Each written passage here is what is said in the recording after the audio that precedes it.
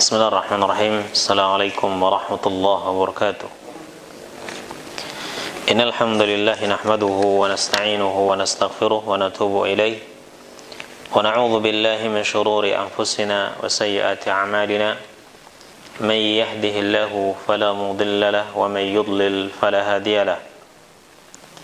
Asyhadu an la ilaha illallah wahdahu la syarika lahu wa asyhadu anna Muhammadan abduhu wa rasuluhu la nabiyya ba'dah wa sallallahu wa sallama alaihi wa ala alihi wa ashabihi wa man sara ala nahjihi ila yaumil qiyamati amma ba'd. Ikhwani wa akhwati rahimani Allah wa iyyakum, dengan memohon taufik kepada Allah Subhanahu wa taala, kita lanjutkan kembali pembahasan kita dari kitab Al-Mulakhas fi Syarh Kitab At-Tauhid, di mana kita masih membahas bab tentang man jahada syai'an min al-asma'i was sifat. Ya, bab tentang hukum bagi orang yang menolak sesuatu dari asma dan sifat. Telah disebutkan oleh al-mu'allif rahimahullah athar dari Abdullah bin Abbas radhiyallahu anhu annahu ra'a rajulan intafadha lamma sami'a hadithan 'anil nabiy sallallahu alaihi wasallam fi sifat istinkaran lidzalik faqala ma faraqu haula yajiduna riqqatan 'inda muhkamihi wa yahlikuna 'inda mutasyabihi. Dari Abdul Razzaq As-San'ani, yakni dari Ma'mar, dari Ibnu Tawus, yaitu Abdullah bin Tawus Al-Yamani, dari ayahnya, ya, dari Abdullah bin Abbas. Beliau mengatakan annahu ra'a rajulan, bahwasanya beliau itu Abdullah bin Abbas melihat seorang laki-laki intafadha, ya, yang dia bergetar, lamma sami'a hadithan 'anil nabiy sallallahu alaihi wasallam fi sifat. Ya, tubuhnya bergetar ketika dia mendengar hadis dari Nabi sallallahu alaihi wasallam tentang sifat Allah. Bergetarnya karena apa? Istinkaran lidzalik. Ya, bergetarnya karena mengingkari hal tersebut. Ya, orang itu bergetar tidak bisa menerima hadis tentang sifat Allah Subhanahu wa taala. Ya, karena menurutnya menetapkan sifat-sifat tadi untuk Allah sama saja menyamakannya dengan makhluk, sehingga orang tadi tidak bisa menerima hadis tersebut. Ketika melihat hal tersebut, maka Abdullah bin Abbas mengatakan, ma faraqu haula, apa yang membuat mereka takut, ya, dari ayat-ayat sifat ini atau hadis-hadis tentang sifat ini. Ya, ini kalau faraqu ini bermakna khauf, faza', ya, ma khaufu haula, ma faza'u haula. Ini apa yang membuat mereka merasa takut, ya, atau ma farraqa haula, maka di sini makna fiyah, artinya mereka tidak bisa membedakan, ya, antara yang hak dan yang batil. Yajiduna riqqatan 'inda muhkamihi, mereka mendapatkan diri mereka ini lembek, ya, dalam masalah perkara-perkara yang muhkam, yakni mereka menerima perkara-perkara yang muhkam dengan mudah. Wa yahlikuna 'inda mutasyabihi, dan akan tetapi mereka binasa, ya, dalam perkara-perkara yang mutasyabih, yang mereka itu tidak bisa memahaminya dengan baik. Al-Imam Abdullah bin Abbas, ya, sahabiyun jalil, ini mengomentari tentang keadaan orang yang tidak mau menerapkan atau menetapkan sifat-sifat bagi Allah Subhanahu wa taala, sementara sifat-sifat tadi disebutkan oleh Rasulullah sallallahu alaihi wasallam dalam hadis-hadisnya yang sahih. Dalam hadis-hadisnya yang sahih. Maka seharusnya bagi seorang muslim adalah menerima dan menetapkan semua nama-nama dan sifat-sifat bagi Allah Subhanahu wa taala yang telah Allah sebutkan di dalam kitabnya maupun Rasulullah sallallahu alaihi wasallam telah menyebutkannya di dalam sunnah-sunnahnya yang sahihah. Ya, walaupun dia tidak memahami hakikatnya. Ya, walaupun dia tidak memahaminya, maknanya dia tidak fahami misalnya.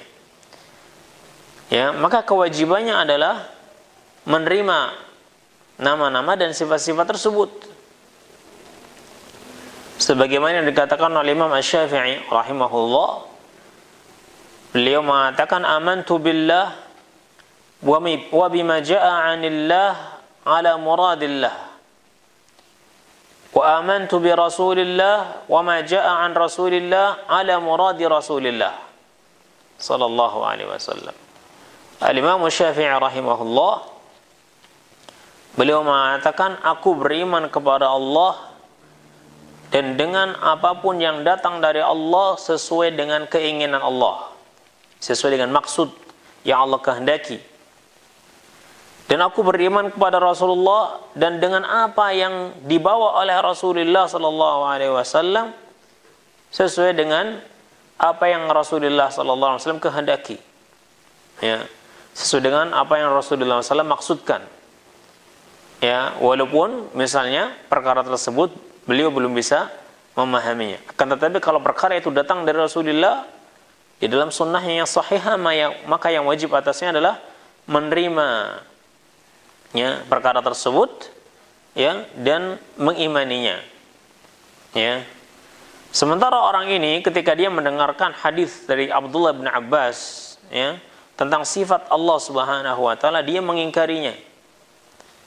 Ya, dia mengingkarinya, dan ini merupakan sifat orang-orang Jahmiyah yang mana mereka tidak mau menetapkan bagi Allah sifat-sifatnya. Ya.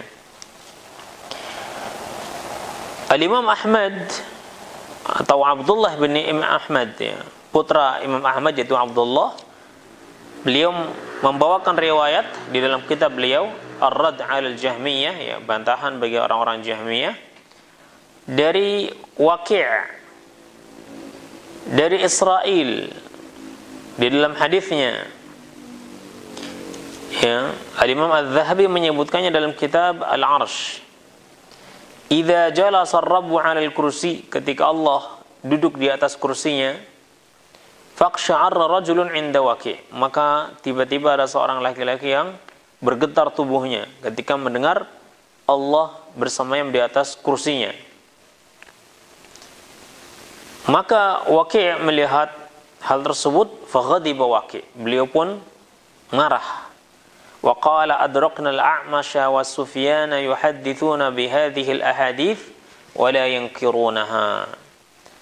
Waqi' mengatakan kami mendapatkan al-A'mash, ya, seorang tabi'in, Sufyan, ya, atau ulama-ulama ya mutaqaddimin, A'mash dan Sufyan ini Al-Thawri, mereka menyebutkan hadis-hadis ini dan mereka tidak mengingkarinya. Dan ini adalah sikap para salaf. Ya, sikap para salafus salih ketika mereka mendengarkan nama-nama dan sifat-sifat Allah Subhanahu wa taala, maka mereka menerimanya, ya, mereka menetapkan maknanya jika mereka mengetahuinya, kemudian mengembalikan hakikatnya kepada Allah Subhanahu wa taala. Karena segala sesuatu yang ada di dalam Al-Qur'anul Karim itu jelas, ya, maknanya jelas. Maka ketika kita tidak memahami maknanya misalnya, ya itu bukan berarti bahwasanya Al-Quran itu nggak jelas. Akan tetapi makna ayat-ayat ini jelas bagi sebagian manusia dan bisa jadi tidak jelas bagi sebagian yang lain. Ya, maka bagi yang tidak jelas, kewajibannya adalah menerimanya sampai dia mendapatkan ilmunya. Ya. Nah, bukan malah menolaknya karena menurutnya tidak masuk akal misalnya. Ya. Oh, ini tidak masuk akal, tidak masuk di akal, kemudian ditolak. Maka ini bukan sifat Ahlus Sunnah wal Jamaah. Kemudian setelah membawakan athar ini, al-muallif rahimahullah membawakan athar yang lainnya. Qala al-musannif rahimahullah, wa lamma sami'at Quraisyun Rasulullah sallallahu alaihi wasallam yadhkuru ar-Rahman ankaru dzalika fa anzalallahu fihim wa hum yakfuruna bir-Rahman. Ketika orang-orang Quraisy mendengar Rasulullah sallallahu alaihi wasallam menyebutkan kata Ar-Rahman, maka mereka mengingkari hal tersebut. Kemudian turunlah firman Allah tentang mereka, wa hum yakfuruna bir-Rahman, dan mereka kufur terhadap Ar-Rahman karena tidak mau menerima nama dari nama Allah Subhanahu wa taala ini. Ya, al-musannif rahimahullah menyebutkan athar ini secara makna. Ya. Adapun secara sanad atau riwayat, maka Imam Ibnu Jarir dan Ibnul Munzir telah menyebutkan, telah meriwayatkan dari Ibnu Jurayj di dalam tentang ayat ini, di mana beliau mengatakan, lamma kataba Rasulullah SAW Quraisyan fil Hudaybiyah kataba bismillahirrahmanirrahim. Ketika Nabi sallallahu alaihi wasallam membuat perjanjian dengan orang Quraisy di dalam Hudaybiyah, suatu tempat, sehingga ini dikenal dengan Sulhul Hudaybiyah nantinya. Hudaybiyah itu salah satu tempat sana. Maka Nabi di dalam surat perjanjiannya menulis Bismillahirrahmanirrahim. Ini tentunya menyuruh para sahabat, salah seorang sahabatnya untuk menulis perjanjian ini, karena Nabi tidak bisa menulisnya, tidak bisa membaca dan menulis. Bismillahirrahmanirrahim. Nabi menyuruh agar sahabat ini, sahabat Ali radhiyallahu anhu itu, untuk menulis Bismillahirrahmanirrahim. Faqalu, maka mereka mengatakan, orang-orang Quraisy, la naktubur Rahman, kami tidak menulis Ar-Rahman. Wa la nadri mar-Rahman, dan kami tidak tahu siapa itu Ar-Rahman. Wa la naktubu illa bismika Allahumma, dan kami tidak menulis kecuali dengan tulisan bismika Allahumma, tidak menyebutkan Ar-Rahman. Fa anzalallah, maka turunlah firman Allah, wa hum yakfuruna bir-Rahman, dan mereka kafir terhadap Ar-Rahman, mereka mengingkari Ar-Rahman sebagai salah satu nama dari nama-nama Allah Subhanahu wa taala. Ya.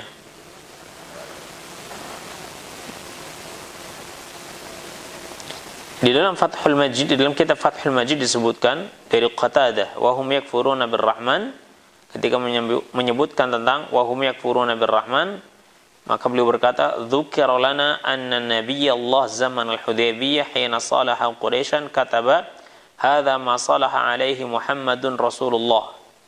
Ya, diceritakan kepada kami bahwasanya Nabi SAW pada saat Hudaybiyah, ketika melakukan perjanjian dengan orang-orang Quraisy, maka beliau menulis hadza ma salaha alaihi Muhammadun Rasulullah. Ya, inilah yang Nabi, yang Rasulullah sallallahu alaihi wasallam itu tulis sebagai perjanjian.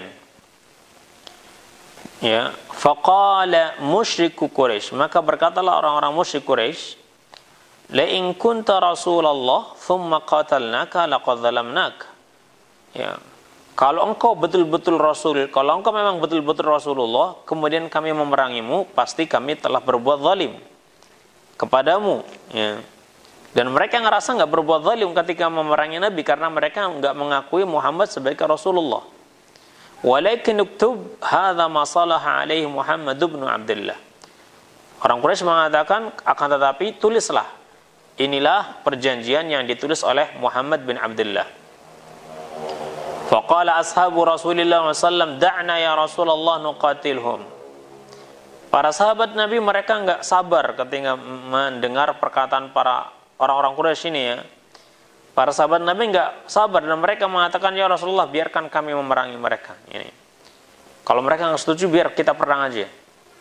Ya. Faqala la uktubu ma yuridun. Maka Nabi mengatakan, tidak, tulis saja apa yang mereka inginkan.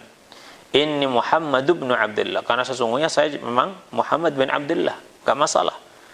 Ya. Ya, walaupun mereka enggak mengakui saya sebagai Rasul, tapi Allah mengakui saya sebagai Rasul. Enggak masalah mereka mengakui. Faqala ashabu Rasulillah, ya tadi, da'na ya Rasulullah nuqatilhum. Para sahabat Nabi mengatakan, biarkan kami memerangi mereka ya Rasulullah. Nabi mengatakan, la, jangan. Uktubu kama yuridun. Tulis saja seperti yang mereka inginkan, karena sesungguhnya saya adalah Muhammad bin Abdullah. Ya. Falamma katabal kitab, bismillahirrahmanirrahim, qalat Quraisy, amar rahman fala na'rifu. Maka ketika beliau menulis kitabnya, melanjutkannya, dan menulis bismillahirrahmanirrahim, orang Quraisy mengatakan, amar rahman fala na'rifu. Adapun ar-Rahman kami enggak tahu siapa dia. Wa kana ahlul jahiliyah yaktubuna bismikallah. Ya. Dan dahulu orang-orang jahiliyah itu hanya menulis bismikallah. Humma. Faqala ashabu ya Rasulullah da'na nuqatilhum. Para sahabat Nabi udah enggak sabar lagi dan mereka mengatakan, ya Rasulullah, udah biarin aja kita perang dengan mereka aja. Ya. Qala la, walakin uktubu kama yuridun. Nabi mengatakan, tidak, tulis saja seperti yang mereka inginkan. Maka ditulislah. Kemudian turun firman Allah, wa hum yakfuruna birrahman. Dan mereka telah kafir dengan Ar-Rahman karena tidak mau menerima nama Allah Subhanahu wa taala ini. Ya. Dalam sebuah riwayat disebutkan bahwasanya Abdullah bin Abbas, beliau mengatakan, kana an-nabiyyu yad'u sajidan, ya Rahman ya Rahim. Ya, dahulu Nabi SAW berdoa ketika sujud dengan mengatakan ya Rahman ya Rahim dalam doanya. Maka orang-orang Quraisy, orang-orang musyrik, mereka mendengar hal ini dan dia mengatakan, hadza yaz'umu annahu yad'u wahidan wa huwa yad'u mathna. Orang musyrik mengatakan, ini orang katanya berdoa kepada satu saja, kepada Tuhan yang satu. Tapi ternyata dia berdoa kepada dua Tuhan, Ar-Rahman, Ar-Rahim. Menurutnya Ar-Rahman ini berbeda dengan Ar-Rahim. Ya, maka firman Allah turun, qul ud'ullah awid'ur rahman ayyamma tad'u falahul asmaul husna. Katakanlah, berdoalah kalian kepada Allah atau berdoalah kalian kepada Ar-Rahman, dengan apapun kalian berdoa, maka sesungguhnya dia memiliki nama-nama yang indah. Nama-nama yang indah. Nah, di dalam ayat ini fihi dalilun ala anna man ankara syai'an minas sifat fahuwa minal halikin. Di dalam ayat ini terdapat dalil bahwasanya orang yang mengingkari sesuatu dari sifat Allah, maka dia termasuk dari orang-orang yang binasa. Ya, termasuk daripada orang-orang yang binasa. Li'anna al-wajib 'ala al-'abdi al-imanu bidzalika. Karena yang wajib bagi seorang hamba adalah apa? Beriman terhadap hal tersebut. Ya. Sawa'un fahimahu aw lam yafhamhu. Baik dia memahaminya maupun tidak memahaminya. Sawa'un qabilahu aqluhu aw ankarahu. Walaupun akalnya bisa menerimanya atau tidak bisa menerimanya. Hadza huwal wajibu 'alal 'abd. inilah yang wajib bagi seorang hamba. Kullu ma sahha 'anillah wa rasulihi, ya, di dalam segala sesuatu yang sahih dari Allah dan Rasulnya, maka yang wajib atasnya adalah menerima hal tersebut, ya, dan menetapkan bagi Allah Subhanahu wa taala jika telah datang pada dalil-dalil yang sahih dari Al-Qur'an maupun dari As-Sunnah yang sahihah. Seperti yang dikatakan Imam Syafi'i tadi, amantu billah, ya, wa bima jaa bihi wa bima jaa 'anillah ala muradillah, ya, aku beriman kepada Allah dan dengan apa-apa yang datang dari Allah sesuai dengan yang dikehendaki oleh Allah. Wa amantu bi rasulillah atau bi rasulihi wa ma jaa an rasulillah ala muradi rasulillah, dan saya beriman kepada Rasulullah. Konsekuensinya saya juga beriman kepada apa yang datang dari Rasulullah SAW sesuai dengan apa yang Rasulullah kehendaki, ya, walaupun misalnya tidak memahaminya, tapi yang jelas, ya, segala sesuatu yang disebutkan oleh Allah wajib kita menerima dan mengimaninya. Jadi membicarakan masalah asma dan sifat Allah Subhanahu wa taala itu bukan termasuk perkara yang harus kita hindari, ya. Bukan termasuk perkara yang harus kita hindari karena takut manusia ini jadi salah faham misalnya, ya. Akan tetapi wajib kita sampaikan, ya, tapi dengan bahasa yang sederhana, ya, disesuaikan dengan keadaan mad'u, keadaan orang-orang yang kita ajak untuk menerima nama-nama dan sifat Allah Subhanahu wa taala ini, ya. Naam, dengan bahasa-bahasa yang mereka mudah untuk memahaminya. Kalaupun mereka belum faham juga, maka itu tidak menjadi alasan bagi kita untuk tidak menyampaikan ayat-ayat Allah yang berkaitan dengan sifat-sifatnya dan nama-namanya. Begitu juga hadis-hadis Rasulullah sallallahu alaihi wasallam, ya. Karena Allah Subhanahu wa taala ini menurunkan Al-Qur'an dengan bahasa yang sangat jelas. Bilisanin Arabiyyin mubin, ya, dengan bahasa Arab, dengan lisan Arab yang sangat jelas, ya. Nah, maka dalam hal ini al-muallif ingin menegaskan kepada kita semua jamaah yang dirahmati oleh Allah Subhanahu wa taala bahwa membicarakan masalah asma dan sifat yang pertama ini bukan termasuk dari perkara yang harus kita hindari, karena Allah Subhanahu wa taala menyebutkan di dalam Al-Qur'an banyak sekali ayat-ayat tentang asma dan sifat, padahal yang mendengarkan Al-Qur'an pada zaman Rasulullah SAW itu juga orangnya macam-macam. Ada orang yang cerdas, ada orang yang pertengahan, dan ada orang yang biasa-biasa saja, ya. Para sahabat itu macam-macam, ya, tidak semuanya satu level dalam kecerdasan, macam-macam.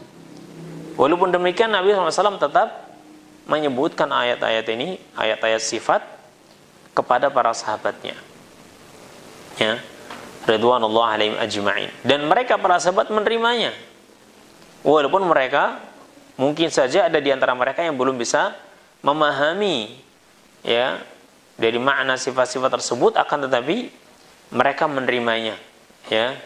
Mereka menerima sifat-sifat tersebut bagi Allah Subhanahu wa taala, ya, kemudian menyerahkan hakikatnya kepada Allah Subhanahu wa taala. Dan jika mereka memahami maknanya, maka mereka akan menetapkan makna tersebut, ya. Nah, karena menggunakan bahasa Arab, ya, yang ini merupakan bahasa mereka. Adapun hakikatnya mereka serahkan kepada Allah Subhanahu wa taala. Makanya ketika Allah Subhanahu wa taala menyebutkan tentang ayat bahwasanya dia tidak sama dengan sesuatu pun, kemudian Allah menyebutkan nama dan sifat baginya, ya, laisa kamitslihi syai', ya, laisa kamitslihi syai'un wa huwas samiul basir. Allah menyebutkan nama As-Sami' dan Al-Basir, ya, sesuatu yang ada pada makhluknya,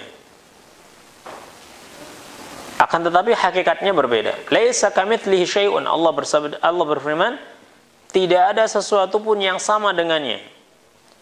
Kemudian setelah itu menyebutkan nama bagi Allah dan sifat, wa huwas sami'ul basir, dan dia maha mendengar lagi maha melihat.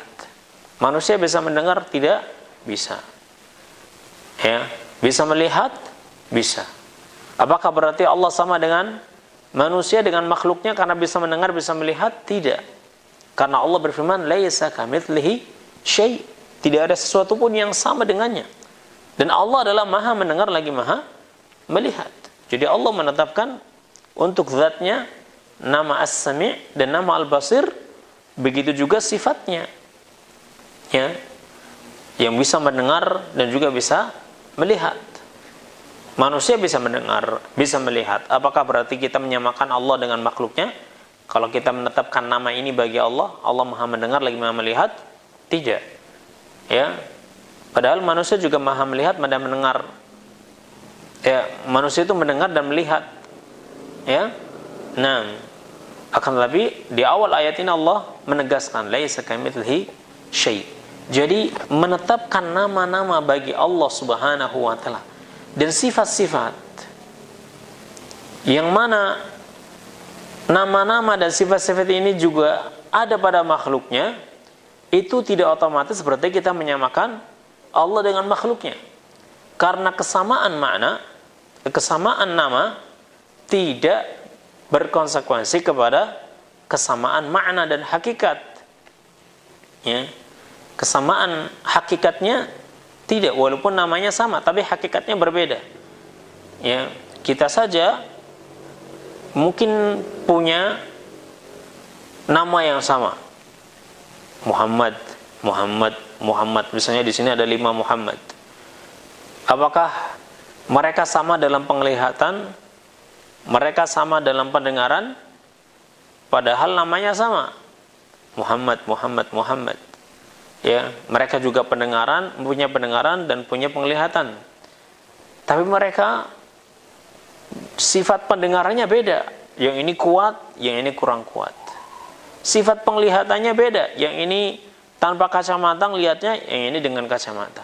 Padahal sama-sama namanya Muhammad, sama-sama punya pendengaran, sama-sama punya penglihatan. Tapi hakikat dari pendengaran mereka dan penglihatan mereka itu berbeda-beda. Yang ini kuat, yang ini lemah. Jadi menetapkan nama dan sifat bagi Allah Subhanahu wa taala, walaupun itu mungkin namanya juga sama dengan sifat dan nama makhluk, akan tetapi hakikatnya itu berbeda. Dan kesamaan nama tadi tidak harus menjadikan kita menolak nama-nama bagi Allah Subhanahu wa taala dan sifat-sifat untuknya. Ya. Nah, seperti disebutkan tadi oleh Waqi', ya, menyebutkan bahwasanya ketika Allah bersemayam di atas arsy-Nya, maka ada orang yang dia itu tidak bisa menerimanya, tubuhnya bergetar. Karena menurutnya kalau Allah bersemayam di atas arsy berarti duduk di atas kursi, ya, seperti duduknya kita. Akhirnya dia menolak nama tersebut, sifat tersebut. Kemudian menetapkan bagi Allah sifat yang justru tidak pernah ditetapkan oleh Allah dan Rasulullah SAW, dengan mengatakan Allah itu di mana-mana. Mana dalilnya kalau Allah itu di mana-mana? Ya, Allah di mana-mana. Mungkin membawakan firman Allah, wa huwa ma'akum aina ma kuntum, dan dia bersama kalian dimanapun kalian berada.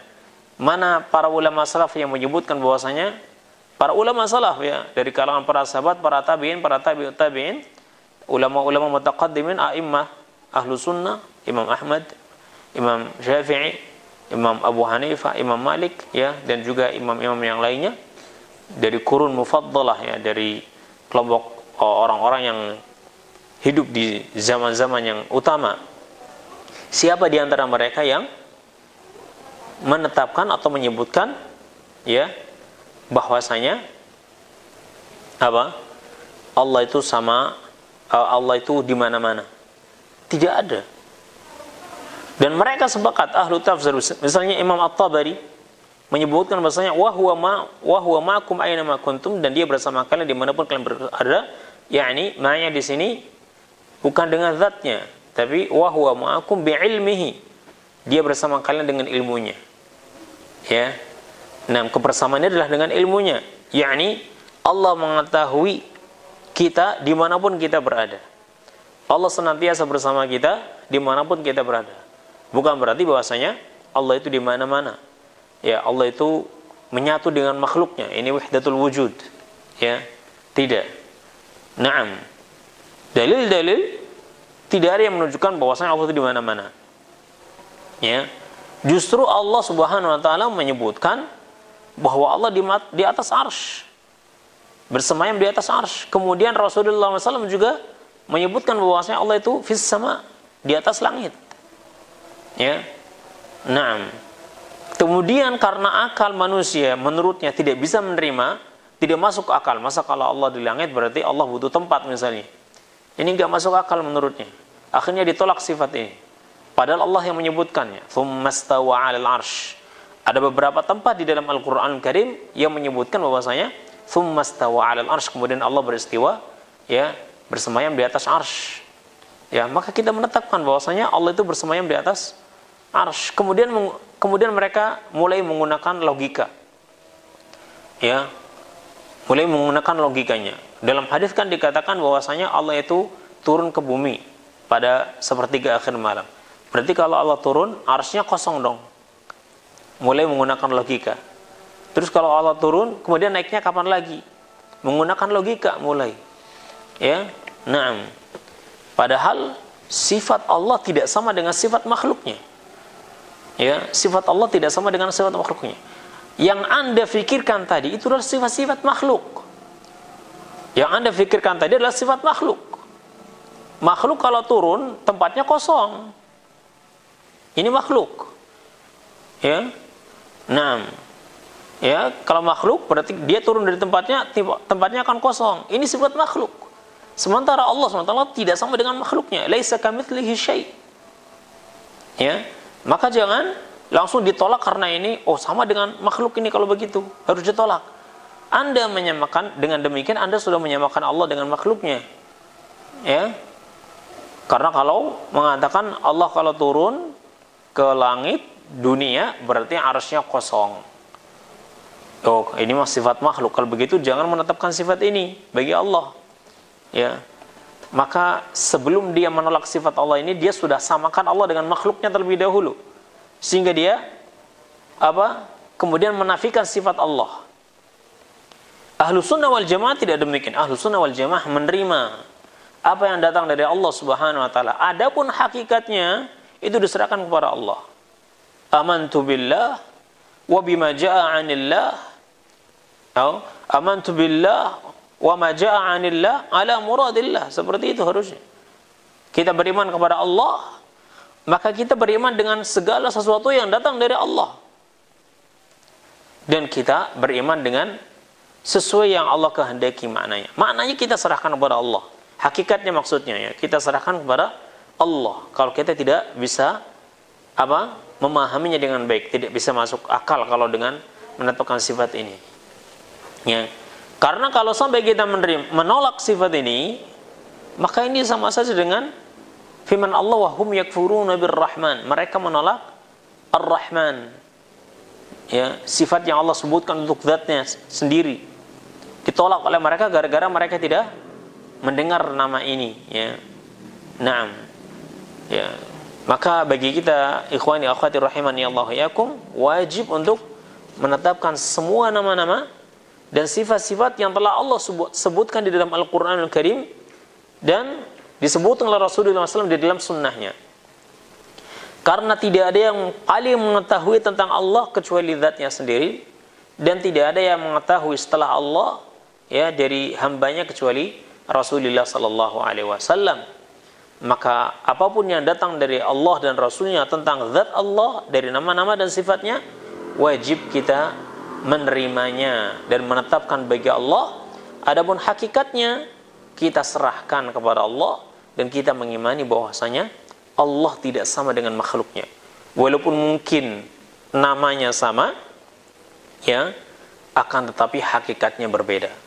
Seperti tadi, Allah mendengar, makhluk juga mendengar.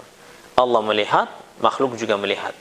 Akan tetapi hakikatnya tentunya berbeda. Justru kalau kita menolak nama-nama tadi dan sifat-sifat ini, malah kita nggak punya dalil kecuali dengan logika saja. Ya, kecuali dengan logika saja. Akhirnya dalil-dalilnya perlu ditolak atau perlu ditakwil karena menurutnya tidak masuk akal. Padahal ketika Allah berbicara tentang sifat-sifatnya, Allah berbicara dengan bahasa Arab yang jelas.